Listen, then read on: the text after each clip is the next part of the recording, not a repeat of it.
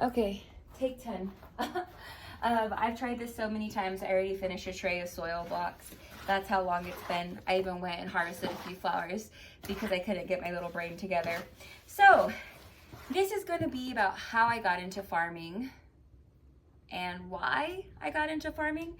And then in the next video, I'll be able to break down the actual steps. I'm giving you guys more of like my internal landscape, why I'm doing what I'm doing, because I am very mission driven, and purpose and passion are like what I'm about. I can't do things if I don't care about them. And then when I care about them, I get obsessed with them, and that's who I am as a person. So how I got into farming, right? I was in college, switched majors a bunch of times, because that's what you do when you're 18 years old and you don't know what you want to do with your life and you don't know yourself. One thing led to another, and I ended up working in the ER as a scribe. So I'm making medical charts with the physicians, learning their thought processes. I thought I wanted to go to med school, so this was a good route for me. I learned so much, it's unbelievable. So much. And I'm really grateful for that opportunity because I got to meet Dr. Seacrest, who changed my life, and he introduced me to wellness. And I know that sounds a little silly, but I had never thought about a holistic approach to wellness, like an overall view, like a bird's eye view of what it means to be healthy.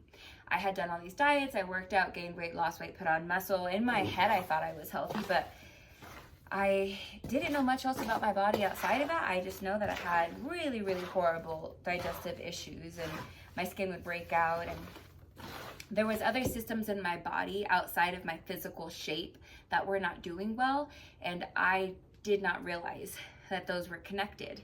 So with Dr. Seacrest, he taught me so much about how what you eat affects every system of your body: mental health, physical health, digestive health. He was so patient with me, so kind, and I'm so grateful that he never made me feel ignorant for not knowing many of these things. And the biggest takeaway from Dr. Seacrest and my experience with him was that health is wealth, and what you put into your body will in some form determine your overall health. There's going to be obviously genetics, things that play a role as well, but for the most part, you are in control of what you put into your body. And it's amazing how good you can feel when you are nourishing your body. So then I got really interested in food, right? I was like, man, once I started to feel good, I was like, do other people know this? Do you know that you can feel this energized in the morning? Do you know that your skin can clear up? That your bloating can go away? That IBS can subside in a way? I know some people have Crohn's and celiac, and I get it, okay? I get it. So I really got interested in food and started thinking about my relationship to food, and I was like, why haven't I learned any of this before? I'm 23 years old at the time. Like, why hadn't I come across this yet? And I started to think about where in my town are these grocery stores located, right? These grocery stores that have organic produce, healthy foods, and they're not in my neighborhood. They're not. At least at that time, they weren't. And I start looking at where they are in town, and they are in the more developed areas, more affluent areas. And you look at urban areas where there's primarily immigrants, BIPOC peoples, marginalized communities, and those grocery stores have boxed food, canned food, bagged food, processed foods, things that have a longer shelf life versus fresh where this food is available at, right? You're looking at where in town this food is at. You're looking at the communities around these types of food hubs, and you see the difference. And I was getting really frustrated, to say the least, and I felt like it was just really unfair. And I was like, what the hell? Like, why don't we have better grocery stores? You know, why do we have a Save-A-Lot right here? You know, or at the time, like, Aldi's was not what it was today, okay? Now Aldi's has a produce section, but before, it used to be mostly just like boxed food and dry food, and that's just where we got groceries, and that was normal, and that's okay. Now I'm okay with that, but I didn't realize how not common it was for me to come across fresh produce. It breaks my heart because I know that there are people who are in very unfortunate situations, very disadvantaged situations, and they don't have access to this food. And that really, really bothered me. So I was like, okay, I need to learn where this food's coming from, right? I have to get more involved with it. So one thing led to another again, and I was interested in sustainable farming methods. I use quotes a lot. I guess I don't really know why I use them so much, but it's maybe because in my head that's what I thought. Now I know that's not what it's called, but in my head I was like, okay, how can we make farming more sustainable? You know, so we can feed everybody. That's where my brain went. Okay, I know. I keep like doing these little things where I rewind and throw stuff in. Something that's super, super important that I completely left out is, you ever have fresh food? Freshly harvested food is so freaking delicious and juicy and sweet and flavorful. I want everyone to try it. I think it's amazing. And it's crazy how different food tastes when it's been in the grocery store. And, you know, they had to harvest it early so they could transport it here, normally across the border, because a lot of our food comes from Mexico and South America. When you eat fresh food, like, you ever had a fresh tomato? Like candy. So anyways, I'm gonna throw this in because I think it's really important. I want everyone to be able to taste how good food is and to get excited about it, because I'm telling you, I'll be having a time. Okay, so then I'm starting to get really fired up about where we're getting our food from. And I start thinking, like, okay, I need to start learning about farming. I need to get involved in that route. And I was like, all right, so let me learn about sustainable food systems. And I put this in quotes because at that time, when I didn't have any knowledge about this, that's kind of what my brain just made the general category for that filing cabinet. And I switched majors again. I couldn't find something that said farming. So environmental engineering was the route that I decided to go down. COVID strikes. School shut down. Program I got into was in California. State of California shut down. Had to drop out of school because I'm not going to pay for virtual classes because I can't teach myself anything past organic chemistry. So I go to my job. I'm bartending at the time. One of my regulars is there, and I'm really, really down and like depressed about not being in school anymore and having to drop out. It really took a toll on me mentally because I had always identified with, I need to go to school, I need to get a good job because my parents came to this country to give me a better life. That's what I thought about. So I'm having a really hard time, and one of my regulars, Miss Renee, we have a conversation, and she's like, do you know I worked for the Department of Agriculture for like 14 years? I'm like, girl, that's the one thing we haven't talked about. We had never talked about that. So she recommended that I reach out to the Department of Ag to see if they have any open internships for the year. So where did I leave off at? Sorry, I'm like doing so many pauses. I like have to start and stop because I keep messing up. And anyways, once again, I know I'm overthinking it. So I reach out, ask about the internship. All of the positions are taken. And the man said, you know what, we might not have any spots for interns or students left, but we do have a pilot program for first-time farmers and ranchers in Kansas. It's called Growing Growers ICT. And I was thinking, I was like, well, I was interested in studying farming in school. I guess working on a farm is the next best thing. Ended up being the absolute best thing because I'm a person that learned hands-on. Like, that's my preferred way to learn. It's how I retain information. And I got partnered with Can-Grow Farms in Wichita, Kansas with Jimmy Vo. And I'm so grateful to Jimmy for introducing me to farming. I won't say I learned everything there because with farming, you're never done learning. But Jimmy opened the door. Jimmy taught me about permaculture, regenerative ag, learned how to harvest potatoes, start seeds. I'm so grateful he put me on to so many great resources, books to read, things to look into, showed me his operation, and I'm really, really grateful. And me, I'm also very impulsive. So I was like, I'm in love. I love it. Give me 10 more. I'm gonna do it. So while I'm working on this farm, it's my first season, right? I'm already looking for plots of land in Wichita to lease. My first season. I didn't even know how to farm yet. And I was like, I'm doing it. I'm sold. Gonna find place. And I was calling around. I was making it happen. Now that I look back, I'm like, God, how bold of me. I'm proud of myself. I live in Colorado now. I farm in Colorado. I'm not in Kansas, so obviously things changed. But that's how I got into farming. All right, so now you kind of have a background of why I wanted to get into farming and my roots, literally and figuratively. So I moved to Colorado, and I had a few unfortunate circumstances going on, and I kind of put farming on the back burner. And I was just trying to figure life out when I got here, and it was winter time. And I had been in contact with the Kansas State Extension Center in Kansas, and she told me that every state has an extension center through their agricultural school. In Kansas, it was KSU, Kansas State. In Colorado, it is CSU, Colorado State University. So she recommended I reach out to them and see if they have any resources or programs for beginning farmers and ranchers.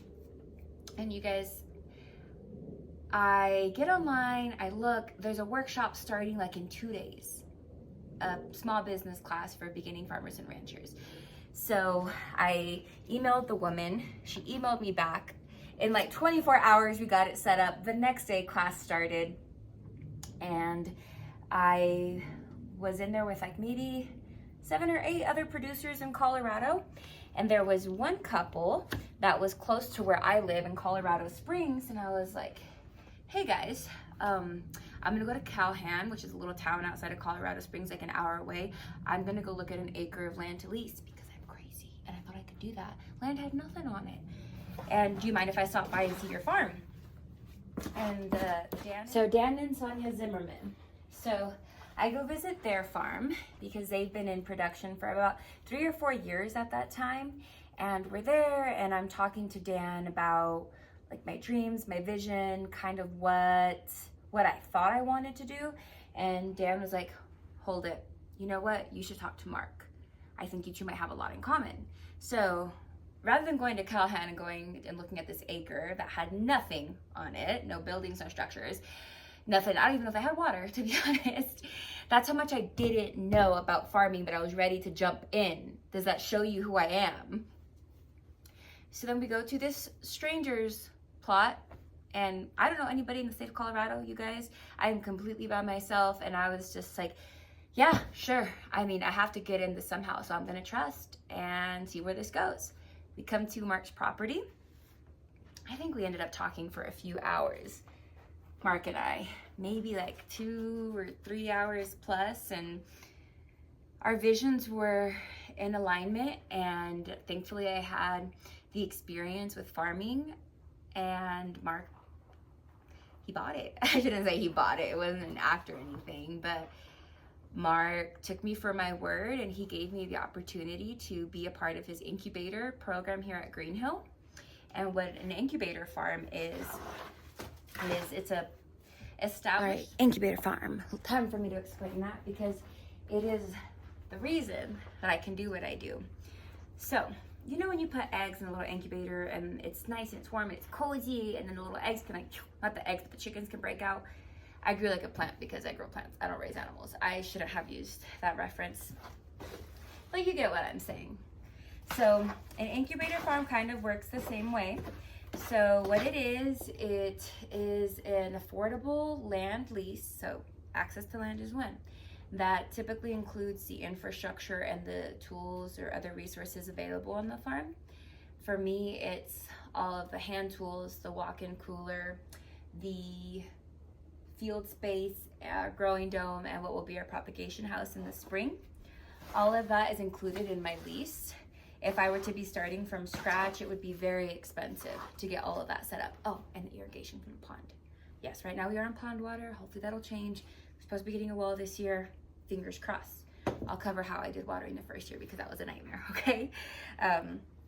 So the incubator program is meant to make access to the basics needed for farming easier so that you can focus on building your business skills and your farming skills. Because farming, if you're doing it for a hobby, it's really different versus doing it for your livelihood and your full-time income. That's my plan. So right now I still work a part-time job in the evening. So I'm at the farm every morning. I drive 40 minutes to get here, drive 40 minutes back home, and then take a shower, eat my food, get dressed, and I go to work. I'm a server in the evenings, and thankfully I have that income that provides for all of my basic needs. So I have room to mess up at the farm, and I've done a lot of it. I'm very comfortable with failure at this point. But I have that cushion, and I have the availability to give myself that grace, because the first 2 years, you guys, you have to learn about your climate. Growing food's different everywhere that you are. Not just food, flowers, anything that you're growing. It's very arid and dry in Colorado. And you can tell where I keep messing up and I'm just like starting new videos. But like I was saying, it's really different growing in Colorado versus growing in Kansas. And that was a really big learning curve, but I'm so grateful because I do love to grow here. I'd love to be up in the mountain because it's a little windy here, but I'm very, very grateful. I love growing in cooler soil. It's great. The sun's pretty intense, but just throw on a long sleeve, put some shade cloth on the tunnel. We're vibing. We'll be fine. So that's how I got into farming. If you have any interest in agriculture, the first thing I would recommend is looking into the extension center in your area. Like I said, every state has its agricultural school. They'll have an extension center. You can reach out to them. From my understanding, almost all of them have some type of program for farmers and ranchers. If you look at the statistics, most farmers are very old, very Caucasian, very male, and they're dying off. They're just getting older. There's not a lot of young people coming in. So people like me and people who want to get involved in local food, I think that there's a lot of room for us and there's so much we can learn. And I really, really encourage people, find out about the farms in your area. You'd be surprised at what can grow where you're at. Like, we have amazing flower farms here in Colorado, beautiful farms. We might not grow a lot of tomatoes where I'm at, but man, some root veg, some greens, yeah, some shrubs. I got peony roots. I'm excited. In Kansas, there's different crops. Their season's a lot longer than ours. You go down south, it gets hotter. The season's even longer. You go to the northeast, it's different than the northwest. Gorgeous, absolutely beautiful. But yeah, so try to find out what local farms are in your area. And not all of them do farm tours because production farms are pretty busy. But find ways that you can support them. Maybe you can start shopping a little more local if you have the availability and you have access to that. If you can't find them in person, maybe you can just find them online, see if they're hosting any workshops, see if they have any job opportunities available. I'm really volunteering and like free labor. I have my own TIF with that, so I won't go into that. But if you're interested in volunteering, you can see if some farms will do that. But if you can get paid for the hard work, I think that's pretty great. Or if you can get like a crop share, in exchange for that, because I think it's really hard work. It's important work, and I think people should be compensated for it. But yeah, reach out, get to know them. You never know who you're gonna come across. If you're in Colorado, you can come across me. I'm a cool little time, But I'm always looking for ways to connect people to different resources. So check out Agrarian Land Trust or your state extension center. Hit up your farmers markets and ask where the farm is at. Ask if it's local. Ask the people at the farmers market if they know about any local farms. And it's a really great way to really get to know your community, because when it comes to food, everybody wants to eat. People come to a farm, they love seeing the plants, they like seeing the life. I feel like it's something a lot of us have in common. So yeah, reach out, get involved, and that's it for this day, boys and girls. Bye guys.